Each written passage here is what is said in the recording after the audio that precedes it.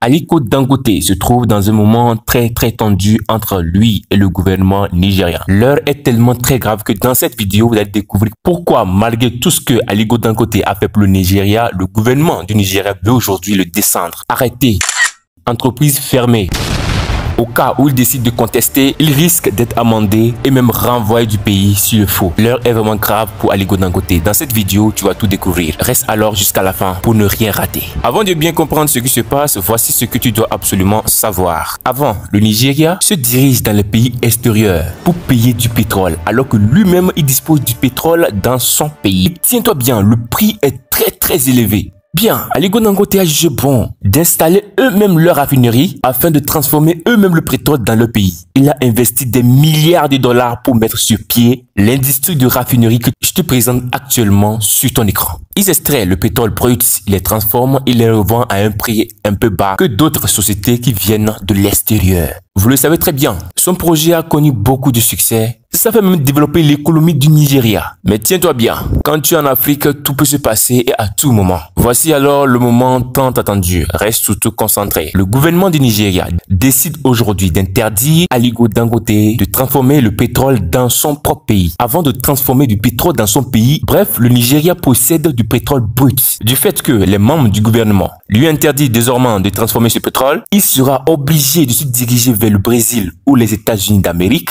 pour payer ce pétrole brut il dispose dans son pays. Et ceci, tenez-vous bien, c'est l'affaire de politique. Vous le savez très bien que ce président vient de remporter les élections. Et autrefois, Aliko Dangote n'était pas de son côté. Ceci explique déjà la situation. Lorsque le gouvernement a pris une telle décision, qu'est-ce que Aliko Dangote a fait? Il a décidé alors de les payer une très forte somme, afin de lui laisser faire son travail comme il le faisait depuis toujours. Il a décidé même de les payer plus que les sociétés comme Total, Elf, Mobile, Exxon et bien d'autres sociétés. Mais ces derniers ont totalement refusé l'offre. Selon eux, laisser Aliko Dangote continuer toujours d'extraire le pétrole brut au Nigeria, c'est lui donner du monopole, c'est-à-dire c'est lui donner du pouvoir. Si nous laissons encore Aliko Dangote extraire du pétrole au Nigeria alors qu'il n'est pas de notre côté, c'est lui donner encore plus de pouvoir pour nous détruire. Si vous ne le savez pas, lorsque les élections sont organisées, c'est les sociétés comme Aliko Dangote qui financent ces présidents. Mais si par malheur pour toi, tu décides de financer un président qui n'a pas finalement remporté le trône après élection, tu dois retenir que ton entreprise, tout ce que tu possèdes est en jeu parce que tu as décidé de soutenir l'ennemi. Et alors, en tant qu'Africain, tu dois payer pour ça.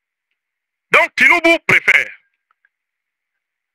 vendre le brut du Nigeria à Total pour que les multinationales françaises raffinent et revendent le pétrole produit fini aux Nigériens très cher. Il préfère prendre le brut nigérien, le donner à Exxon Mobil américaine, prendre le brut, le donner à British Petroleum, prendre le brut nigérien, le donner à Shell, que de le donner à Dangote. Mieux, ce n'est pas parce que Dangote ne peut pas payer au même prix que les autres. Dangote propose même de payer plus l'État. De donner un peu plus à l'État que ce que donne British Petroleum. De donner un peu plus à l'État du Nigeria que ce que donne Total, que ce que donne Shell, que ce que donne Exxon.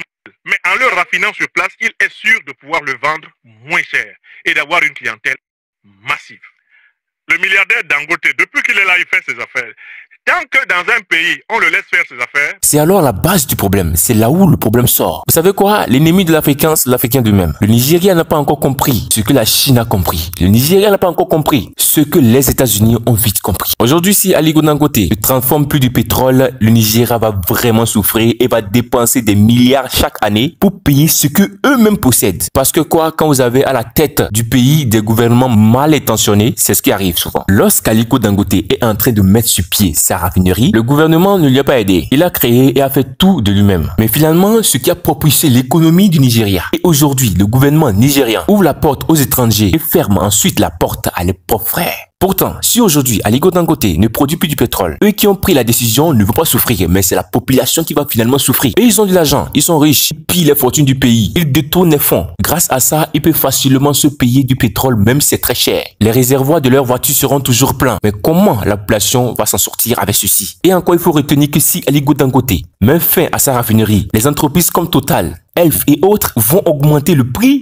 de leurs produits, ce qu'il faut retenir. Et le Nigeria sera maintenant obligé de payer à un prix très cher ce qu'il possède. C'est la même chose qui se produit au Gabon. Le Gabon a beaucoup de bois. Le Gabon dispose d'énormes réserves de bois. Du fait qu'ils n'ont pas d'entreprise privée ni publique qui transforme ces bois, ils sont obligés de transférer ces bois à l'extérieur. L'étranger se charge alors de transformer ces bois, créer ensuite de magnifiques canapés et ensuite les revendre à un prix très cher. C'est le même processus avec le pétrole. Mais ce qui fait encore plus mal, c'est de voir que l'Afrique possède d'énormes ressources qui ne peut pas lui-même les transformer. Exemple, l'or, le zinc, le diamant. Ils sont obligés d'envoyer tout ça à l'extérieur. Après transformation, ils les rachètent à un prix très élevé. Quand est-ce que l'Afrique va se rendre compte de sa situation?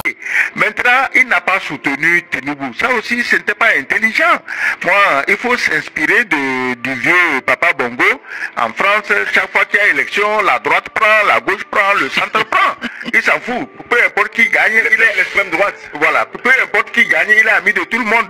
Dangote est assez riche quand même pour financer équitablement ou également les grands candidats aux élections présidentielles au Nigeria. S'il n'a pas donné, c'est pas sérieux. Et pour qu'un pays puisse transformer les produits bruts, la source provient de l'éducation. Oui, l'éducation de la jeunesse. Quand on parle de l'éducation, référons-nous aux enseignements. Qu'est-ce que les élèves apprennent à l'école? Au lieu de se concentrer pour apprendre aux élèves les choses les plus essentielles, leur apprendre comment créer, transformer tel ou tel produit, ils se contentent de les montrer les différentes parties d'un criquet, les différentes parties d'une mouche, les montagnes de la France. Le prof même qui est en train de montrer les montagnes de la France n'a jamais mis ses pieds en France, mais connaît le nombre de montagnes qui se trouvent en France, le nombre de présidents que la France a connus jusqu'à nos jours, les climats de la France, la fortune de la France. Le prof se concentre, se contente par la suite de les transférer ses connaissances nulles à ses élèves, ces connaissances qui les serviront à rien. Après diplôme, ils sortent et deviennent de grands chômeurs, de grands délinquants, de grands braqueurs. Parce que quoi, ce qu'ils ont appris n'a servi à rien. Normalement, c'est la base. C'est ce que la Chine a compris aujourd'hui. Vous voyez vous-même ce que ces élèves sont en train d'apprendre. Pourquoi vont-ils pas réussir après? Au même moment, regardez nos frères africains. Regardez ce qu'ils sont en train de faire. Normal que l'Afrique qui possède de grandes fortunes. Dommage qu'il peut pas les transformer parce que quoi? Il n'a pas de compétences. On lui a pas appris la base. Et qu'est-ce qu'il faut retenir? Les colons ont compris que pour continuer de coloniser ces pays, il faut interdire certains chapitres qui vont développer l'esprit des jeunes africains. Alors, nous allons les faire un programme inutile, un programme qui les servira à rien après obtention de diplôme. Tout ceci sont des stratégies de la colonisation. La raison pour laquelle l'Africain ne peut pas transformer les produits bruts qui se trouvent dans leur propre pays. Il n'a pas de compétences. La fortune de Donald Trump est de 2,5 milliards de dollars. Et tiens-toi bien, la fortune d'Aliko Dangote est de 13 milliards de dollars. Observe toi-même l'écart qu'il y a entre ces deux personnalités. Aliko Dangote, fortune 13,5 milliards de dollars. Donald Trump, fortune 2,5 milliards de dollars. Ça signifie en réalité qu'Aliko Dangote est 5 fois et demi plus riche que Donald Trump. Or, le budget du Cameroun est d'un peu plus 6 000 milliards de francs CFA. Ça signifie 10 milliards de dollars. Ça signifie également que Aliko Dangote a une fortune supérieure au budget du Cameroun. Ça signifie qu'en 2023, Dangote peut venir au Cameroun, payer tous les fonctionnaires camerounais, gérer le Cameroun pendant un an. Et à la fin de l'année, il se trouve toujours plus riche que Donald Trump. Mais aujourd'hui, quand il te présente devant un étudiant africain, tu lui demandes entre Donald Trump et Aliko Dangote qui est le plus riche, il te dira que c'est Donald Trump. Parce que quoi? Il sous-estime son frère. Dommage qu'Aliko Dangote est largement riche que Donald Trump. Il produit 550 000 barils de pétrole par jour. Aliko Dangote dispose des entreprises que lui-même n'a jamais mis ses pieds. Il a des employés que lui-même n'a jamais vus. Il a des employés qu'on peut même pas compter. Des millions d'employés de part à travers le monde. Son travail a propulsé l'économie du Nigeria. Aujourd'hui que le gouvernement de son propre pays lui ferme la porte, s'il se dirige au Brésil et aux États-Unis afin d'avoir le pétrole brut, sachez que le prix sera très cher. Parce que quoi, le Brésil et les États-Unis savent que Aliko Dangote est dans un problème avec son gouvernement. Alors, nous devons le tasser. Nous allons lui vendre un pétrole très cher parce qu'il sera obligé de payer parce qu'il n'a aucun endroit où aller. Il sera obligé de payer le pétrole qu'il dispose dans son propre pays. S'il ne trouve pas de pétrole pour payer dans son propre pays, ni chez nous aux États-Unis, dommage qu'il ne trouvera pas mieux ailleurs. Alors, il est temps de se mettre plein les poches. On doit le tasser. Il sera alors obligé de payer parce que quoi, il n'a pas de choix. Cette image que vous voyez actuellement a fait le tour du monde et a particulièrement indigné la communauté africaine. Vous l'avez très certainement reconnu, il s'agit d'Aliko Dangote, l'homme noir le plus riche de la Terre, qui est en train littéralement de fondre en larmes. Alors, quiconque est dans le monde de l'entrepreneuriat sait que ce n'est pas le monde des bisounours. Et comme Claudel Nobissi, le glace sur la tube, veut dire, c'est interdit de pleurer. Alors, je sais que les Africains sont devenus très émotionnels vis-à-vis de ce que le groupe Dangote traverse en ce moment. Situation qualifiée injuste, voilà, qui peut être justifiée d'ailleurs. Et pour certains, clairement, c'est un acte de néocolonialisme. D'ailleurs, que plusieurs ont fait des parallèles avec les États-Unis en disant que Mark Zuckerberg, Bill Gates ne pouvaient pas vivre ça. Vous voyez ce que l'Africain est capable de faire à son frère. Ce que l'Africain fait sans savoir qu'il est en train de détruire toute une population. Il est en train de faire exister la famine. Il est en train de développer la famine dans ce pays. Ceux qui ont pris la décision auront de l'argent pour payer le carburant sans aucun problème. Mais qu'en est-il de la population? Comment ceux qui sont pauvres, difficilement ils arrivent à manger, difficilement ils arrivent à remplir leur réservoir? Comment fera cette population pour se déplacer désormais? Quand à la tête d'un peuple, nous avons des gens mal intentionnés, c'est ce qui arrive souvent. Ce n'est pas seulement le Nigeria, valable pour les autres régions du Nigeria. C'est les mêmes choses qui se produisent, c'est les mêmes injustices. Est-ce qu'un jour l'Afrique s'en sortira? Eh bien, dis-nous dans l'espace commentaire ce que tu penses de ceci. Et n'oublie surtout pas de t'abonner. Tu actives la cloche de notification pour être informé de toute actualité qui se véhicule en ce moment. Porte-toi bien et n'oublie pas de donner ton avis dans l'espace commentaire. Bye.